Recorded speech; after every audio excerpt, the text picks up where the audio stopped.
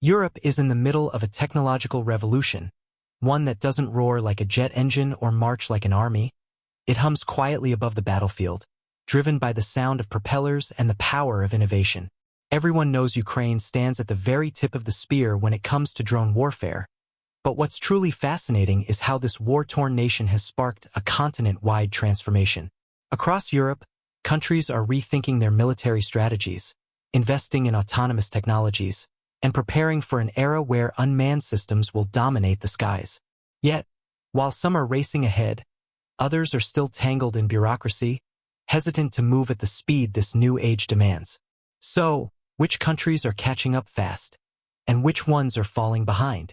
In this deep dive, we'll explore Europe's drone capabilities, uncover who's leading the charge, and who's struggling to keep pace, and by the end, you'll have a much clearer picture of which nations are truly taking innovation seriously. Before we begin, make sure to like, subscribe, and turn on notifications so you never miss a breakdown on defense, strategy, and technology shaping our world today. Let's start with the unexpected powerhouses. The Baltics. Estonia, Latvia, and Lithuania may be small in size and population, but their drive and determination are enormous. Together, they have fewer than 7 million people, yet they are emerging as some of Europe's most aggressive innovators in drone warfare. To put things in perspective, there are about 25 Russians for every one person living in the Baltics. On paper, that seems like an impossible disadvantage. But technology changes everything.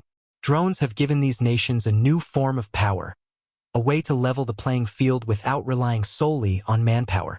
Instead of matching Russia soldier for soldier, they're matching them drone for drone, algorithm for algorithm. This brings us to the big takeaway. In the race for drone dominance, size doesn't matter anymore. What matters is speed, the willingness to adapt, to experiment, and to act before it's too late. The war in Ukraine has shown the world that drones are not just futuristic gadgets. They are game changers that can redefine the outcome of conflicts. The smallest nations, Estonia, Latvia, and Lithuania, have embraced this lesson faster than almost anyone else in Europe.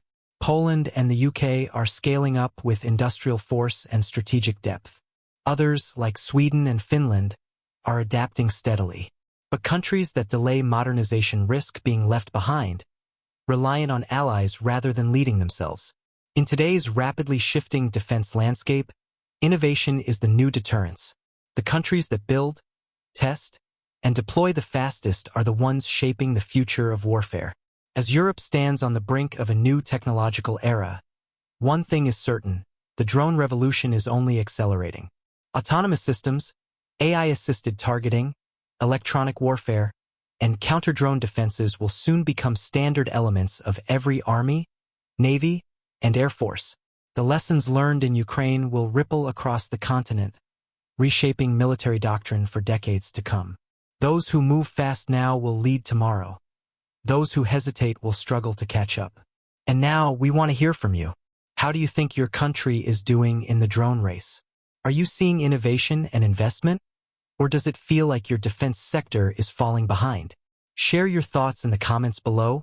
We always read them, and your insights often shape our next videos.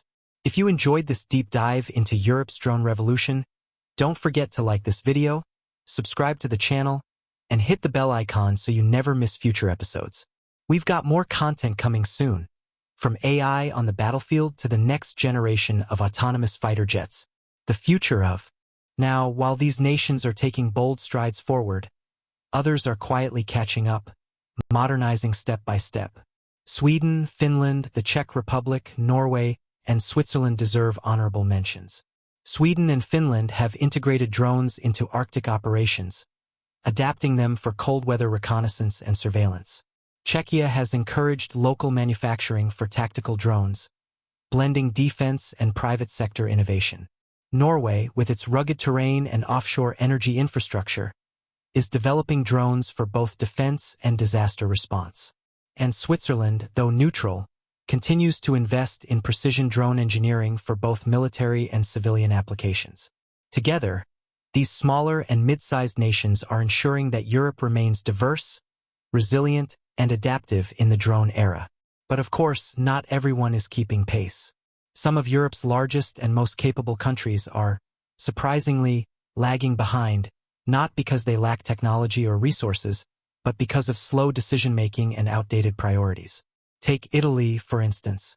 Italy has a strong aerospace sector and a proud history of aircraft design, but its focus has largely been on large, traditional systems like the Eurodrone, a multinational project designed for long-range missions. While these big programs are important, they have overshadowed the urgent need for smaller, faster, and cheaper tactical drones. As a result, Italy produces relatively few FPV drones and loitering munitions compared to even much smaller countries. Domestic innovation exists, but bureaucracy and slow procurement have held it back. The result is a capable military that isn't yet agile enough for the new realities of drone warfare. Spain finds itself in a similar position. Madrid participates in European drone programs and research collaborations but has been cautious in adopting smaller, battlefield-ready systems. FPVs, kamikaze drones, and rapid deployment UAVs are still no. Just south of the Baltics lies another nation making serious waves, Poland. With one of Europe's largest militaries and an ambitious modernization plan, Poland has made drones a central part of its future defense strategy. The Polish approach is both strategic and scalable. Rather than focusing on one type of drone, Poland is developing a layered drone ecosystem, from large, high-end systems capable of long-range surveillance to thousands of smaller, tactical drones for close combat and intelligence gathering.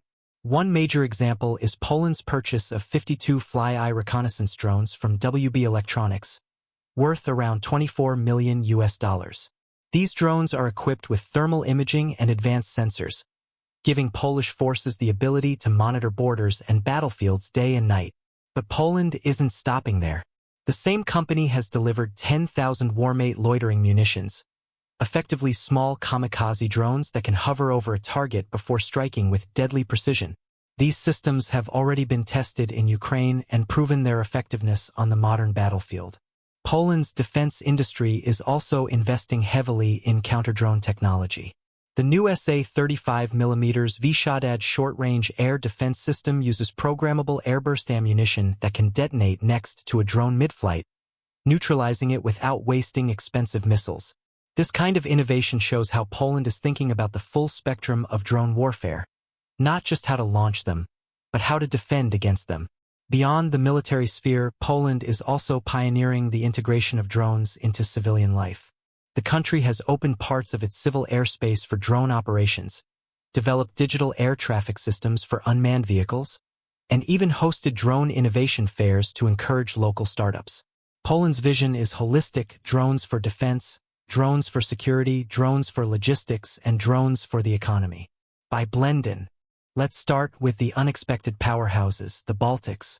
Estonia, Latvia, and Lithuania may be small in size and population, but their drive and determination are enormous. Together, they have fewer than 7 million people, yet they are emerging as some of Europe's most aggressive innovators in drone warfare. To put things in perspective, there are about 25 Russians for every one person living in the Baltics. On paper, that seems like an impossible disadvantage. But technology changes everything. Drones have given these nations a new form of power, a way to level the playing field without relying solely on manpower. Instead of matching Russia soldier for soldier, they're matching them drone for drone, algorithm for algorithm. And they're doing it smartly. Estonia's Meridian Group, for example, is developing a high-capacity drone production facility capable of manufacturing up to 2,000 drones per day by early 2026. The exact location remains undisclosed for security reasons, but the message is clear. Estonia intends to be not just a consumer of drones, but a producer at industrial scale. At the same time, Estonia's Milrem Robotics is pushing boundaries with land-based unmanned systems. Their robotic vehicles have already seen combat testing in Ukraine, supporting troops, delivering supplies, and conducting reconnaissance missions under fire. Latvia, too, is making bold moves. The country is heavily investing in local drone companies and infrastructure for training and testing, with a strong emphasis on self-reliance. They even co-lead the International Drone Capability Coalition alongside the United Kingdom, meaning their technology and tactical understanding are directly influencing battlefield strategies in Ukraine. Meanwhile, Lithuania is taking a national approach, planning to train 22,000 people, including 7,000 children, in drone operation and defense skills by 2028. The idea is simple but powerful. Make drone leader.